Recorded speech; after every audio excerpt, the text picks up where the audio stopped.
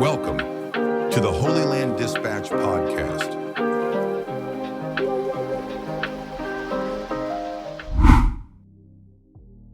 Hello and welcome back to the Holyland Dispatch podcast. It's been a minute, which was mostly due to holidays and other circumstances, but we're back and ready to muse. My mom recently reminded me of a story. I was likely 6 or 7 years old, naive and childish as children can be. There was a kid where we lived who was around my age, and he used to bully me. The way it manifested was mostly him hiding behind some bushes along the path to my home and taking me by surprise, hitting me. This went on for a while, not sure how long, until I had enough. One day, as I walked home, alert and ready, he jumped from behind the bushes, fully intending to hit me again. Only this time, I didn't curl into a ball and take it. Realizing I'm just as strong as he is, I grabbed him and put him on his back. I proceeded to sit on top of him, and with whatever anger I mustered, I threw my punches with everything I got. Apparently, his mother stood at the entrance to their house and watched this with a smile. She didn't smile because she took pleasure in the fact that her son was on the receiving end of a beating, albeit a beating from a 7-year-old. She smiled as she recognized the moment. Her son, as we all do, received some feedback, otherwise known as consequences, for his violent behavior. That is how society works. We don't operate in a void, and if we're being violent, eventually there will be somebody who will keep us in check. Why am I going down memory lane here? Well, I never had any issues with that kid before he started attacking me. Never have I done anything to him or even sought him out for any reason. We simply clashed over his need to establish some dominance or satisfy something completely internal to him. How would you call such a situation? In literature, you might refer to this as conflict. My interest of leading a childish, carefree existence conflicted with his interest in whatever the heck it was that drove him to hit me. But if we look at this again, was there really a conflict there? Many people call the situation in our region the Israeli-Palestinian conflict. In much the same way, this is at best a misrepresentation of fact. Israel has no conflict with the so-called Palestinians.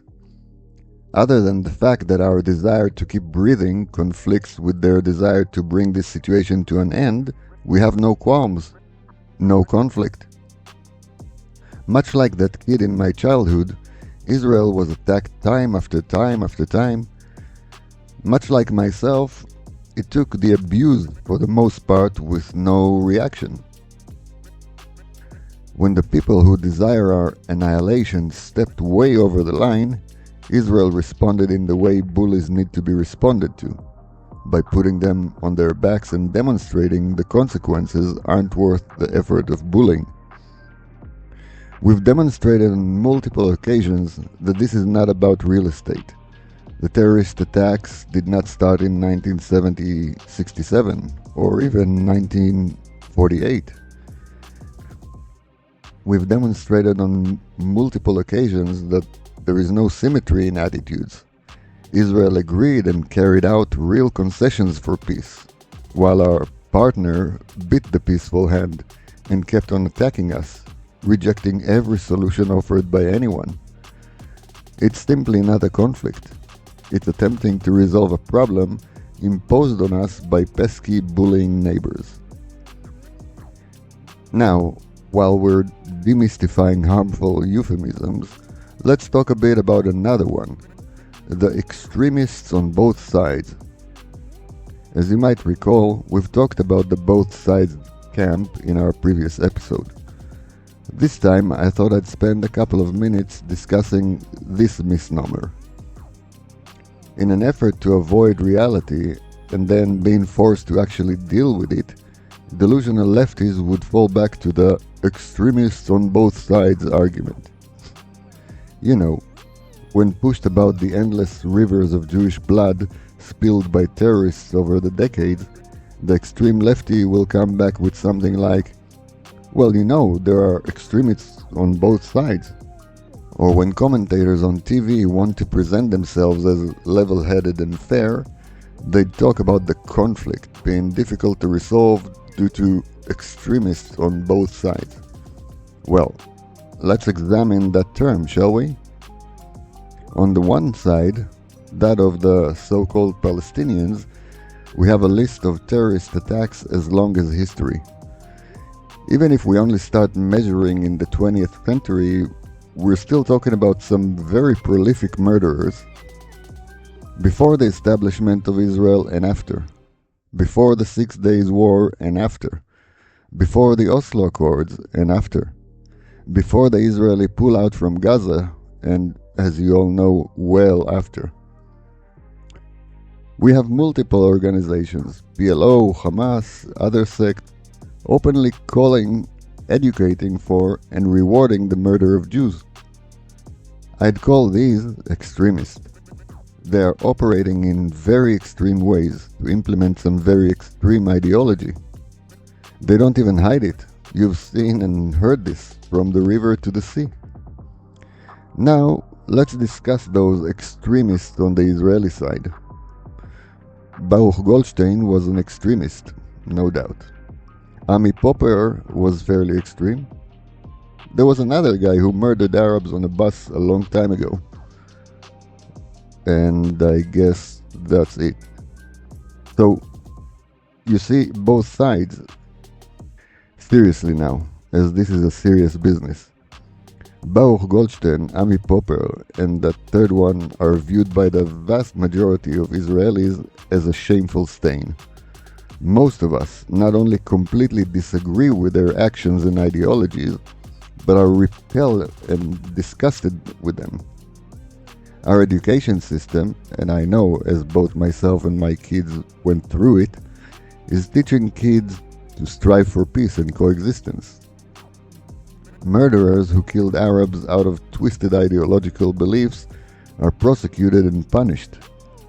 They are not being slapped on the wrist either. They are sentenced for life in prison and are not simply released when no one's watching. But, some might say, even in your governments there are extremists. Some might ask, what about Smotrich and Ben Gvir? There are even sanctions on these two placed by some Western governments. Okay, so first, assuming I accept that these two ministers are extremists, this is still two ministers on our side who never participated in murdering Arabs in comparison to whole organizations and huge chunks of the so-called Palestinian population who support and participate in the murder of Jews. Second, that assumption that Ben Gvir and Smotrich are extremists is simply not accurate. What do these two ministers represent? What are the ideals they promote? They strongly object to the delusion of buying fake peace in return for land concessions. Not extreme at all. They want Israeli sovereignty over all of the lands that are part of Israel.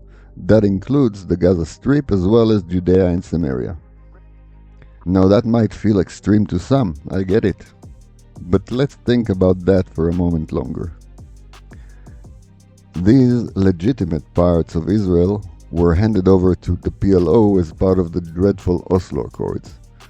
That was a concession made by Israel in hopes that it would bring peace. This was Israel knowingly handing over land that obviously belongs to the Jewish people who came from Judea to an enemy. Ben Gvir, Smotrich and their voters strongly objected to the two-state delusion and the handing over of land. Not only was this not an extreme take, in fact, it was the correct one. Those two so-called extremists were among the people who were actually right.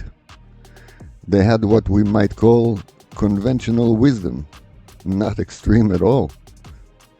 Oh, but now that we have the Oslo Accords, is it not extreme to consider these lands Israeli and push to have sovereignty over them? Well, not really. If you take the optimistic/delusional view of the situation and convince yourself that there will ever be peace with people like the PA, you might want to consider the fact that Ben Gvir and Smotrich have done little to nothing to reverse this reality. They definitely did not participate or initiated any terrorist attacks. If you are more like me and realize that the PA is still an active enemy who simply bides its time until they're ready to continue their jihad and implement from the river to the sea, you might have to concede that again, Ben Gvir and Smotrich are not representing anything resembling extreme views. So even if we take the more judgmental views on the so-called extremists on the Israeli side, we are still looking at a complete lopsided comparison. A comparison between people steeped in murderous ideology who actively implement their murderous views against Jews in ridiculous high numbers, and a country who not only produced a negligible number of rotten terrorists like Baruch Goldstein, but also denounced and punished them. Hopefully that helped clarify the misnomer extremists on both sides. The guy who used to bully me as a kid, he stopped. We grew up together for a few more uneventful years before our parents moved to different places. We even became partly friendly with each other. There were no extremists on both sides of our non-existing conflict. There was a kid who acted in extreme ways and another who returned the favor emphatically.